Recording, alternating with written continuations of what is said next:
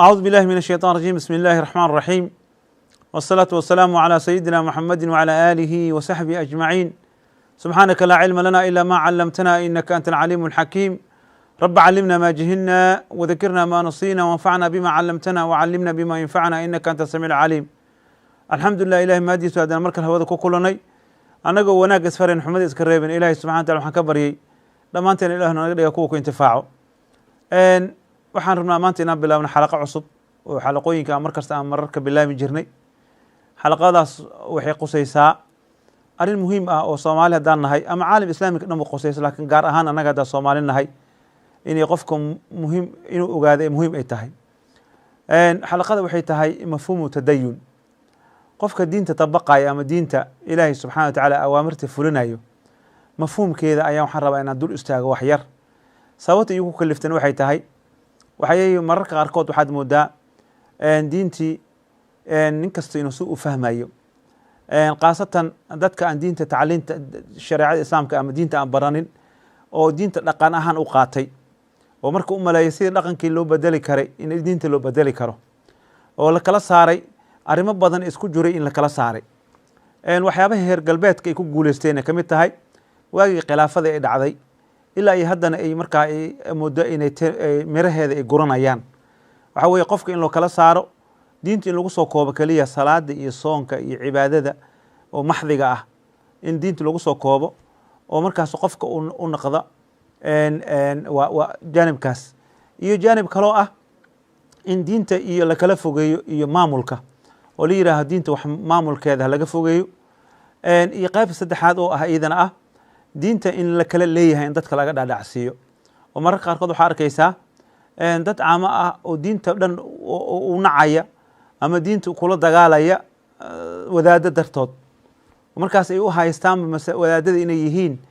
qofka diinta loo hayo ama diinta loo sameynayo inay yihiin. halkaas marka waxaa baxay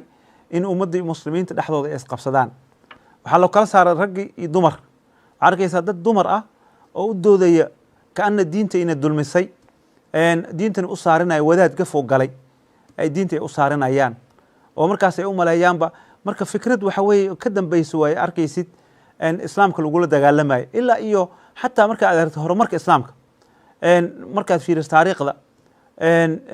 culumtan oo hadda ay teknolojiyada lagu dhiso iyo caafimaadka ah iyo dhibka ah kulli khawaarismi iyo rag baa muslimiin ayaa keenay. laakiin waxaad moodaa marka dambe in la yiri iskoolaadka in la kala saaray iskool la yidhaaho iskool diinta lagu barto iyo iskool madani ah oo cilmiga handasada iyo fisikada iyo juqraafiga cilmigan oo adduunyada ah in lagu barto oo la yidhaha ninka wadaadkan lagu soo koobo war cilmiga aakhiro le bara adiga in dadka marka muslimiinta dhan ay noqdaan dad aakhiro le u nool oo diinta adduunyo ay waxba ku lahayn laga dhigo.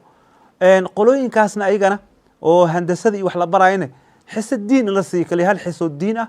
oo ah. walidaalika waxaad arkaysaa xataa dowladaha markaad aragtid annaga hadda Soomaalida iyo markaad fiirisid iyo xataa caalam islaami markaad eegtid waxaad arkaysaa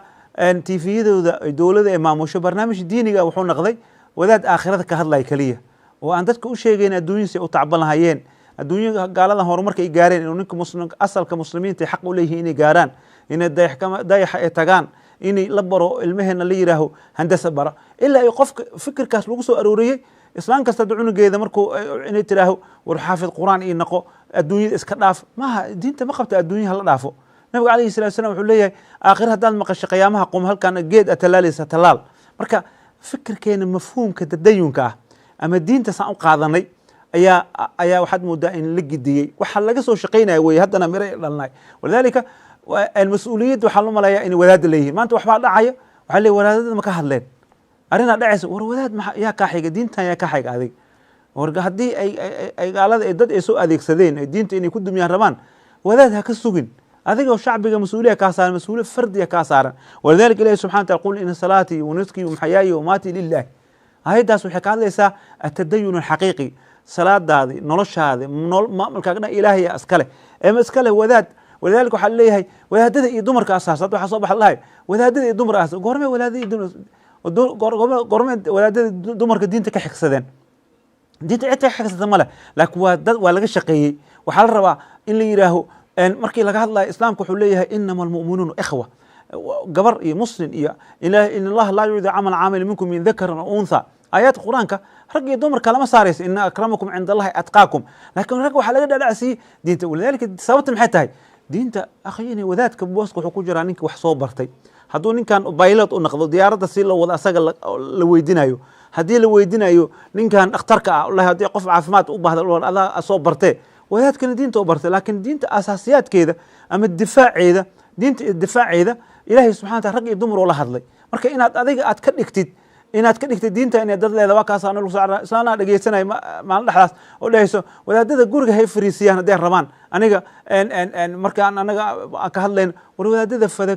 wadakir fa ina dikra tanfaca almu'miniin wey mu'minaad tahay waxaa lagu xasuusinaya kaliya ilaahay subxana wa tacaala qowlkiisa sidoo dhanka dakhtarka oo kaabsoolka iyo kaniin kugu qorayo ayuu wadaadkan wuxuu ku leeyahay war waxaan anaa bartay maadaama adiga aad baranin waxaas ma banaana waxaas waa bannaan yihiin taasuu kuu sheegaya laakiin ninkaa u salaadaysid aa u soomaysid ama xaaraanta uga fogonaysid ilaahay wey qabriga markaa gelaysidna cid kuula gelaysa ma leh laa wadaadkaa kuula gelaynin walaa aabbaha kuula gelaynin maalinta qiyaamana yowma yafiru lmar'u min akhiihi wa ummihi wa abihi aabbaha iyo reerkaagaa ka cararayo adiga ninaa ka hadlaysahay dadka kugu dhowaay ayaa kaa cararayo laakiin inaad dakhtarkana kaga dambaysid oo haduu ku yidhaaho kolestaro lagu haayo hilibka ha cunin aad tira walaa daktar ha soo sheega oo ninka wadaadkan markuu ku yidhaha war gabar yahay isxijaab war gabar yahay diinta keliya ma ah xijaab gabadho badan xijaab ayna kusoo gashtaan ay diintay maanta dhan ka sheekaynayaan war diinta waa saas weye aniga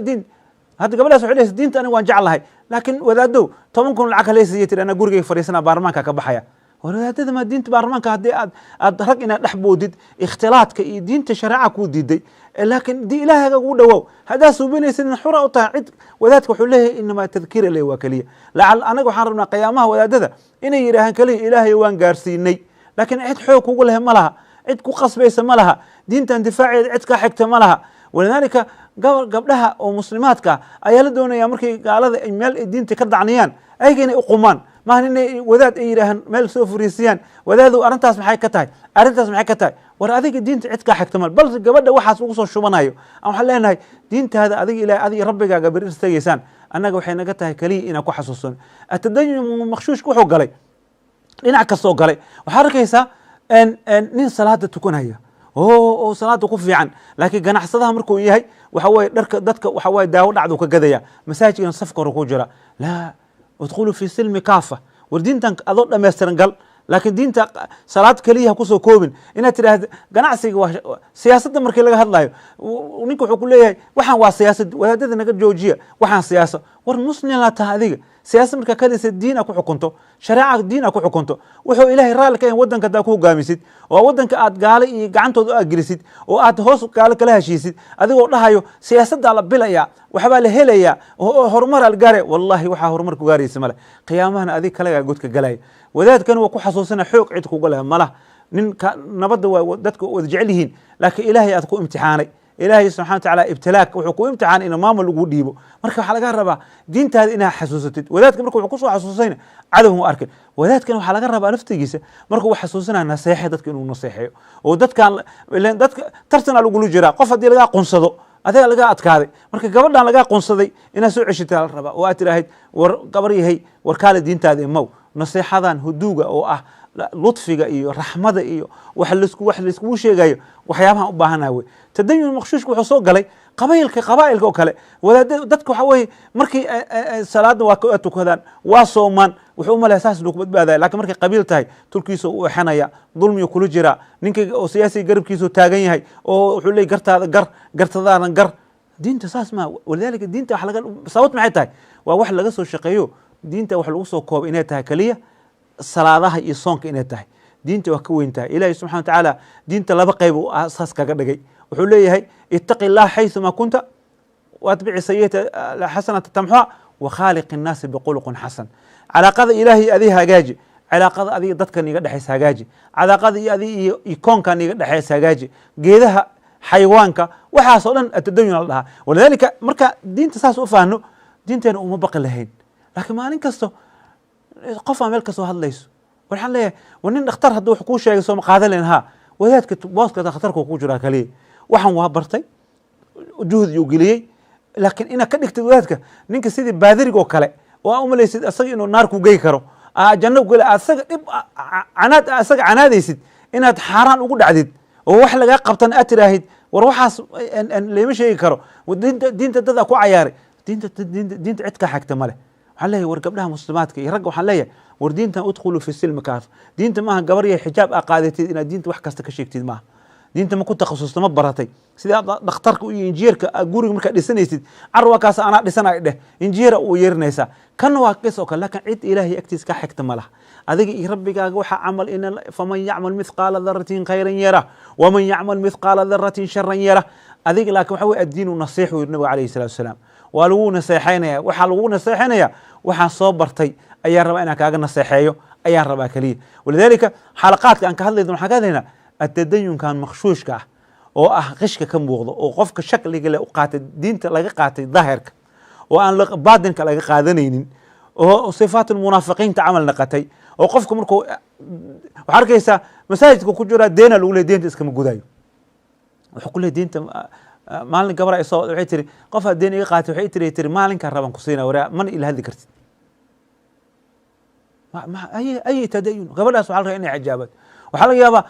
gabar xijaaban oo niqaab wadata laga yaabaa xaflada la leeyahay ay ka niikanaysaa ay imaanaysaa nin weyn aad arkaysaa oo diinta shakligeeda ka muuqato oo garka leh oo wax leh aad arkaysaa haddana ganacsigu dadku ku dhacaa xawaaladeed wuxuu kala dawmarina guri markuu gadaa wax qisho gadaa ay diin hada walidaalika diinta waana laga soo cayaaray diinta waxaa laga dhigay mid open ah oo qof kasta soo rabo u fasirin karo oo aniga rabbigay naga dhexaysa maaha annaga xujada lagugu ogaya khaasatan dadka mas-uuliyiinta ah war wadamada aad dhiibteen haddii gaalo ay ka soo baxdo ama ay gaalo hool ay ku qabsato wallahi billahi idinkaan shallaynay annagana waa idiin sheegna leelin leelahan laakiin xoog niguma lihin taas waa tan la rabo marka inaan xalaqooyinkaas ayaan qodobqada u istaagi doonaa taasaan ka hadli doonaa waxaan filayaa wax haddaan qaldan nafteyda shaydaana ka ahayd haddaan saxan tawfiiqda ilaahay subxaanaka allah wabxamdika ashhadu an la ilaha illa anta astaghfiruka wa atuubu ilayh wasalaamu calaykum waraxmat ullahi wabarakaatu